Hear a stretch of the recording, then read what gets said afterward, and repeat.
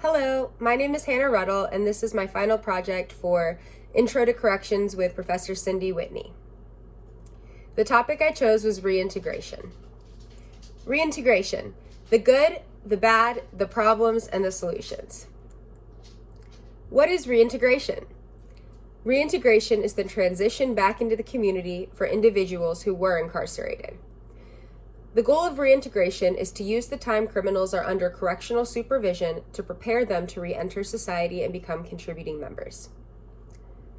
Reintegration is closely tied to rehabilitation, but is more focused on the practical aspects of life after incarceration, such as viable housing options, job training, and acclimation to the rapidly changing world offenders are being released into. Things you don't think about. Offenders are cut off from many aspects of the world while they are incarcerated, and reintegrating after release is almost always a challenge. Restarting your life after incarceration requires support, money, housing, and a lot of determination to succeed on the part of the offender. Many people find it very overwhelming, and many also must deal with the constraints of parole during this time. These difficulties are referred to as the barriers to reintegration. Barriers to reintegration. Every inmate faces their own unique challenges when it comes to restarting life on the outside, but there are marked difficulties that are experienced by the majority. Mental health. 73% of female inmates and 55% of male inmates self-report having mental health problems. People with untreated mental illness are at a higher risk of interaction with the criminal justice system. A study of 8,500 prisoners, both male and female, found that mental illness was the primary predictor of recidivism. 26% of jail inmates reported experiences that met the threshold for serious psychological distress in the 30 days prior to a survey. And 44% of jail inmates had been told in the past by a mental health professional that they had a mental disorder. Incarceration itself can cause mental health problems due to the high levels of stress incarcerated people experience, coupled with the lack of privacy, poor conditions, and violence, among other factors. High levels of depression after release correlate directly to reintegration barriers that continue to develop over time. Mental health problems are often comorbid with substance use disorder. Substance use disorder and addiction. 60% of female and 53% of male inmates meet the criteria for a drug addiction. Incarcerated women report higher drug use than men, but men report higher alcohol use. 1/3 of women report committing their offense to obtain drugs. Drug addiction is highly comorbid with housing insecurity. Housing insecurity. Previously incarcerated people are more likely to be housing insecure than homeless. Previously incarcerated people face a unique set of obstacles to finding and maintaining stable housing, including legal barriers, discrimination against those with a criminal record, and consequences stemming from involvement with the justice system.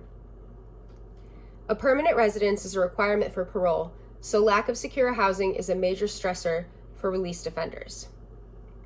When released, inmates are often let go with little to no money or connection to stable employment, therefore creating a financial barrier to finding housing immediately after release. Employment. There are many legal barriers for offenders in terms of finding employment. Offenders legally cannot work with children, healthcare, or security services. 45 states legally allow employers to deny employment to offenders on the basis of their criminal record. Many offenders, especially those with a drug offense, have release conditions that suspend their driver's license, creating another barrier to stable employment for many people. The job opportunities that are offered to offenders primarily offer low wages and poor benefits. A study surveying offenders 1 year or more after their release report that 51% are dissatisfied with their income and employment. Employment is another condition of parole. Lack of employment opportunities contributes to recidivism because illegal work is often lucrative, offers freedom and scheduling flexibility, and sometimes comes with prestige. However, Data reports that high earnings in the labor market correspond with a decrease in the pursuit of illegal earnings. Lack of education and job skills highly contributes to struggling to find employment. Education. An estimated 41% of inmates have not earned a high school diploma or GED. 60% of all probationers and prison and jail inmates have completed only some high school. 13% have post-secondary education. 50% report dropping out for personal, family, or academic problems, while 16% dropped out due to illegal activities. 4% dropped out due to pregnancy. Lack of education directly correlates to limited employment options. Many social services offered to offenders and programs inside of jails and prisons are educational, but they are not always accessible or effective. Education has a strong correlation to successful reintegration. Parenting and relational struggles. 56% of inmates are parents to minor children, and 5 to 6% of inmates are currently pregnant. A greater percentage of female to male inmates have children, and 64% of mothers lived with their children prior to incarceration, as opposed to 44% of fathers. Inmates with children must deal with the emotional and practical implications of separation from their children as a result of incarceration.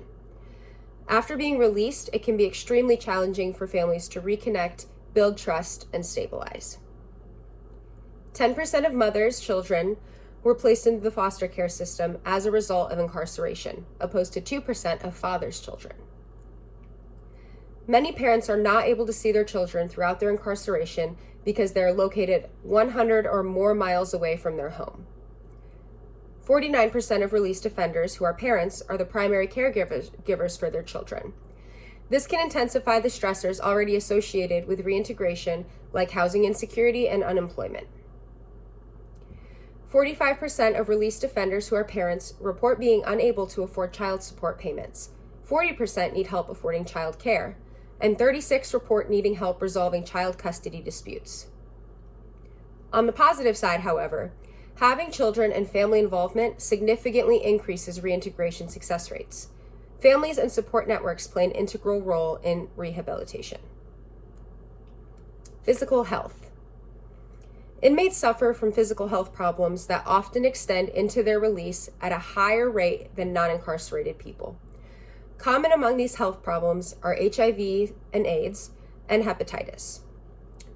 Blood-borne infections can be easily spread in jails and prisons through violent encounters, sexual contact, and needle sharing. Inmates have had a protected right to medical care since 1976, but some jails and prisons claim budgetary constraints that lessen the quality of care provided to those incarcerated. Subpar medical care while incarcerated can result in exacerbated medical conditions upon release. Health insurance is not a guarantee, and especially without employment is sometimes not accessible, meaning that not all offenders have health care after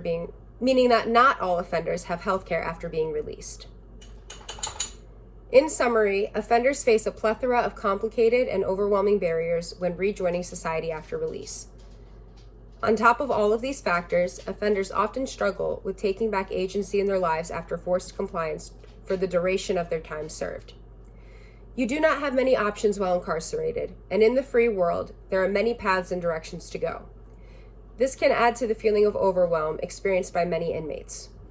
Also, the world is advancing rapidly technologically, and the cost of living is rising quickly, which can be hard to adjust to for people who have been incarcerated for long periods of time.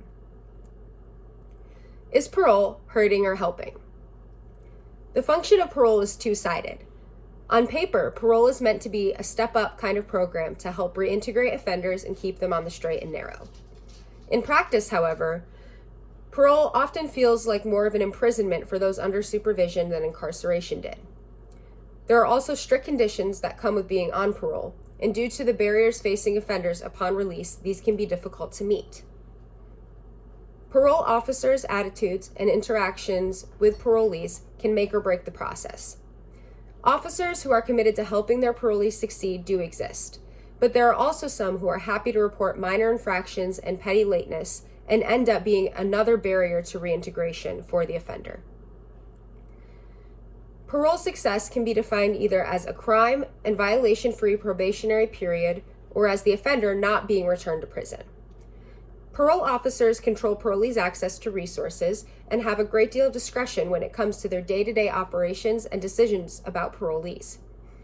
They choose what to report and what not to. A good parole officer walks the line of social worker and corrections officer and aims to help, not hurt. By the same token, parole officers are responsible for some measure of public safety. Parole officers have an enormous amount of impact on reintegration and are cited as the key to success or failure for offenders released without any family support. Much of parole success, however, depends on the system set up working as it should. System failure. A constant topic of discussion in the field of corrections is the system. This refers to the legislation, policies, and procedures that are mandated by the government and by social organizations in power. The system has been a main contributor to overcrowding and the prison industrial complex, which released offenders say is the main reason for the lack of access to programs inside and outside of prison that promote reintegration and rehabilitation. It is because of the system that people who are suffering from drug and alcohol addiction or homelessness are incarcerated at such high rates rather than provided with treatment and social services, and many people in this situation become reliant on the system. For some, life behind bars is safer and easier than life on the street. Another systematic issue in corrections that impacts recidivism is the for-profit nature of incarceration and the labor implications for prisoners. All inmates work, and they are paid extremely low wages, usually under $1 an hour. Their labor is used for in-house maintenance and operations, but can also be outsourced and exploited by big corporations such as McDonald's, Walmart, and Victoria's Secret. Being able to legally pay laborers' wages this low makes incarcerated people a financial commodity. This labor benefits both private and government-run correctional facilities and creates an incentive to continue incarcerating at high rates. For privately owned prisons, the financial gain from overcrowding is even greater, because the government must pay them for every inmate incarcerated. What is working? There are many problems with the criminal justice system, the corrections system, and the reintegration system currently in place in our country, but there are some things that seem to be working. Problem-solving courts. These courts are alternative correctional solutions for offenders with special needs such as drug addiction or mental illness. Our justice system has historically lumped these people in with the criminal population, which has contributed massively to overcrowding. These courts work to guide an offender down a treatment path rather than imprisoning them. Drug court. Drug courts are the most common problem-solving court. These programs usually last for 2 years. Compared to traditional probation, drug courts reduce recidivism rates by 13%. Drug courts reduce incarceration rates in jails and prisons by 32%. Drug courts save money. The Baltimore County Juvenile Drug Court saved their county $8,762 per participant over 2 years by lowering recidivism rates and not incarcerating. Drug courts reduce harm and death rates and can be life-changing for the offender. Drug courts show that with dedicated social work and accessibility to help and resources, offenders with drug problems can recover and reintegrate into society. Other interventional programs. Therapeutic communities and counseling can reduce recidivism rates by up to 50% by the 12-month post-release date and save $5.3 million taxpayer dollars annually. So what do you think? Based on my research into reintegration and rehabilitation, I have come to the conclusion that the key to low recidivism rates is found in the space in between incarceration and freedom. Preparing inmates to reintegrate and supporting them through the process is the way to create a safer community and provide effective correction. When someone is incarcerated, they become a ward of the state. I believe that it is the government's responsibility to take reintegration seriously and provide better services and reintegration plans for people who have served their time. Thank you.